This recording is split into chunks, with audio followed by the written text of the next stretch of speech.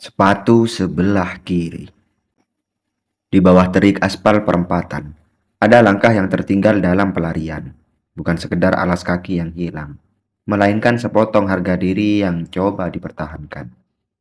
Bagaimana sebuah sepatu tua yang rusak mampu menyelamatkan nyawa di saat mendesak. Dan siapa sangka, kehilangan sebelah kiri justru membuat langkah terasa lebih berarti. Namaku tidak penting. Di lampu merah orang-orang memanggilku dengan macam-macam nama. Hei bocah, minggir, pengamen kecil, jangan dekat-dekat. Kadang ada yang memanggilku nak, tapi biasanya hanya kalau mereka sedang merasa iba. Kalau aku harus memilih nama, mungkin aku ingin dipanggil pemilik sepatu. Sebab dari semua benda yang pernah kumiliki, hanya itu yang paling mirip milik manusia sungguhan. Sepatu itu tua, lusuh, dan warna aslinya sudah lama menyerah pada debu. Talinya berbeda. Yang kanan putih kusam, yang kiri tali rafia biru yang kuikat sendiri. Solnya tipis, bagian tumit miring sebelah. Dan kalau hujan ia mengeluarkan bunyi. Cap, cap, seperti bebek pincang. Tapi sepatu itu utuh, sepasang. Bukan sandal jepit putus sebelah. Bukan kaos sobek. Bukan kardus basah untuk alas tidur. Bukan sendok plastik retak yang kupakai berulang-ulang.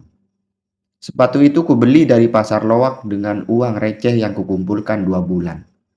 Penjualnya tertawa waktu aku menawar. Katanya, kau beli ini untuk apa? Buat pamer? Aku bilang tidak, padahal iya. Kalau kupakai, langkahku terasa lebih tegak. Orang mungkin tetap melihatku sebagai anak jalanan. Tapi setidaknya kakiku tidak.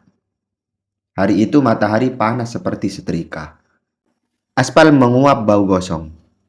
Aku sedang menawarkan tisu di perempatan saat teriakan datang dari ujung jalanan.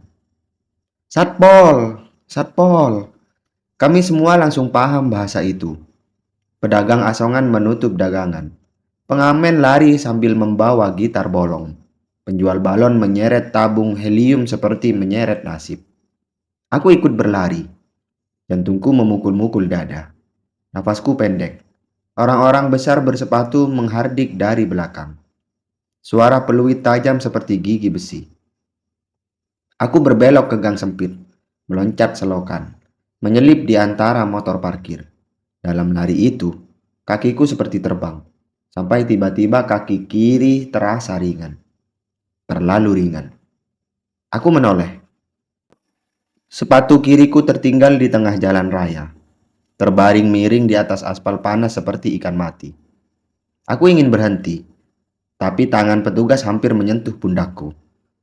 Aku terus lari dengan satu sepatu dan satu telapak telanjang, sampai gang menelanku dan suara peluit menjauh.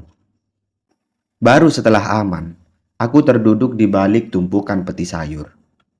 Kaki kiriku merah melepuh, debu menempel pada kulit yang basah oleh keringat. Aku menatap kaki kanan yang masih bersepatu, lalu kaki kiri yang kosong. Aneh sekali rasanya melihat sesuatu yang berpasangan mendadak sendirian. Aku menangis sebentar.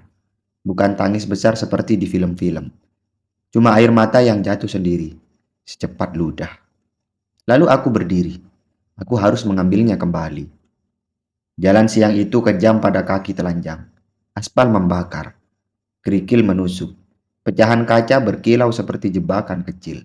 Setiap langkah terasa seperti dihitung oleh rasa sakit. Di dekat kios koran, Bang Udin melihat jalanku yang pincang. Mana sebelahnya? Hilang, jawabku. Ia tak banyak tanya. Ia merobek kardus bekas bungkus majalah, melipatnya jadi alas kaki, lalu mengikatkannya ke telapak kaki kiriku dengan tali rafia. Nih, sementara, ucapnya. Aku nggak punya uang, kataku. Kalau aku nunggu kau kaya, aku keburu mati, katanya. Aku tertawa kecil. Bang Udin memang suka bicara kasar agar kebaikannya tidak ketahuan. Aku melanjutkan jalan dengan sandal kardus yang bunyinya krek Krek, krek. Di kolong jembatan aku bertemu Mak Sari, pemulung yang punggungnya bengkok seperti tanda tanya. Kau cari apa? Tanyanya sambil mengorek karung. Sepatu kiri, jawabku. Ia menatap kaki kananku yang masih bersepatu. Yang kanan setia juga ya, ucapnya. Mak Sari lalu ikut mencarikan. Ia mengaduk tumpukan sampah, menyingkirkan botol, kaleng, plastik hitam yang berbau busuk. Tangannya yang kurus bergerak cekatan. Aku bantu sampai tikungan, katanya. Habis itu aku harus setor. Kenapa bantu aku? Tanyaku dengan bingung. Ia mengangkat bahu. Karena aku pernah kehilangan suami. Kalau cuma sepatu, masih mending, ucap Mak Sari. Kalimat itu membuatku diam lama. Di dunia jalanan, orang-orang yang paling patah justru sering paling rajin memungut pecahan milik orang lain. Aku menyusuri trotoar, pasar, selokan, bawah bangku halte, pinggir taman. Kutanya tukang parkir, pengemis tua, anak-anak pengamen lain. Tak ada yang melihat. Matahari mulai turun. Kardus di kaki kiriku basah oleh darah tipis dari lecet yang pecah. Perutku keroncongan, kepalaku pening. Aku sampai lagi di perempatan tempat tadi aku lari. Ramai seperti biasa. Lampu merah berganti hijau berganti merah. Seolah hidup orang-orang bisa diatur warna. Aku berdiri di tepi jalan, menatap arus kendaraan. Mungkin sepatuku sudah dilindas, mungkin dibuang, mungkin diambil orang. Mungkin memang begitulah nasib benda bagus yang pernah singgah padaku. Sebentar, lalu pergi. Aku hendak berbalik saat mendengar suara batuk dari bawah pohon trembesi. Pak Darto, tukang becak tua yang sering mangkal di sana. Ia melambai. Cari ini, ucapnya. Di pangkuannya ada sepatu kiriku. Aku berlari pincang mendekat. Dadaku serasa dibuka. Itu punyaku, kataku. Iya, tahu. Aku meraih sepatu itu, lalu berhenti. Bagian depannya robek lebar. Sol yang sudah tipis kini hampir copot. Kulit sampingnya lecet panjang seperti disayat. Aku menatap Pak Darto bingung. Tadi jatuh pas kau lari, katanya. Truk mau menginjak. Saya ambil. Terus kenapa jadi begini? Ia tertawa kecil. Batuk lagi. Kakiku masuk lubang got waktu menyeberang ambil itu. Saya pakai buat menyumpal besi tajam biar nggak nusuk kaki saya waktu memanjat keluar. Aku menatap kakinya. Jempol kaki Pak Darto berdarah. Dibalut sobekan kain dari bajunya sendiri.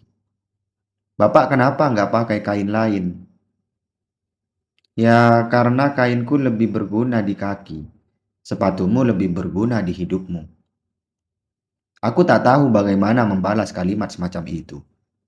Tanganku gemetar saat memegang sepatu kiri yang rusak itu. Benda itu tak lagi utuh, tak lagi gagah, tak lagi pantas dipamerkan. Tapi entah kenapa, ia terasa lebih berharga daripada sebelumnya. Aku jongkok di depan Pak Darto. Kubuka sepatu kanan dari kakiku. Pak, kataku, sekarang kita sama-sama sebelah. Ia mengernyit. Aku menyodorkan sepatu kanan itu kepadanya. Ia menolak. Aku memaksa. Ia mengumpat. Aku tertawa. Akhirnya ia menerima sambil pura-pura marah. Aku memakai kembali sepatu kiriku yang robek. Kaki kanan telanjang. Lalu aku berdiri. Aneh sekali.